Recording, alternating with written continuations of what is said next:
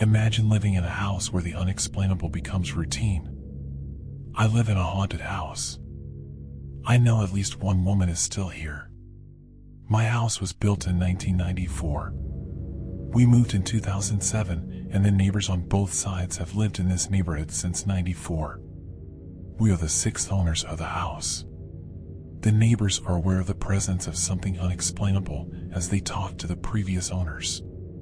There is a general consensus that something happened before or during the construction of the house. This area used to be a large wooded area, so it's possible that something occurred in the region that is now my home. The first time I experienced something strange, I was home during the week. I like to use a space heater under my desk. Suddenly, the temperature dropped about 20 degrees, even with the heater running. Then, I felt a finger poke the back of my neck.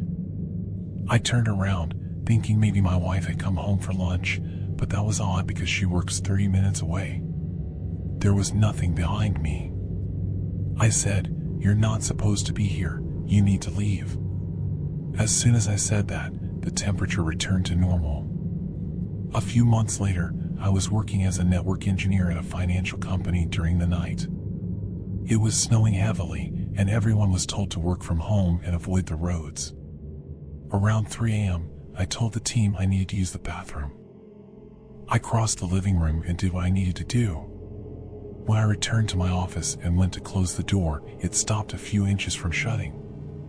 I looked down, thinking maybe my young daughter had left a toy on the floor before going to bed and it was blocking the door. But no, there was nothing on the floor. I looked outside, thinking maybe I had woken my wife and she had come downstairs to check.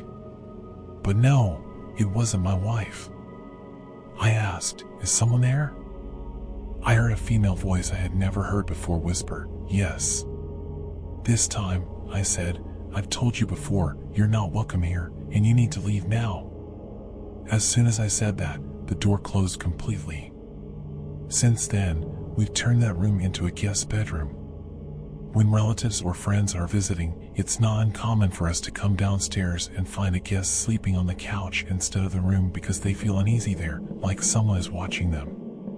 A few months later, my wife and our daughter flew to California for the holidays with her family. I had to work, so I stayed home. It was around lunchtime, and I was at the kitchen table when I heard the same female voice whisper, "Let me in." I said, "No, that's never going to happen." Regularly, I hear someone walking upstairs when I'm home alone. It's not the sound of the house settling, but actual footsteps. We have a staircase that goes up about 15 steps to a landing before turning left.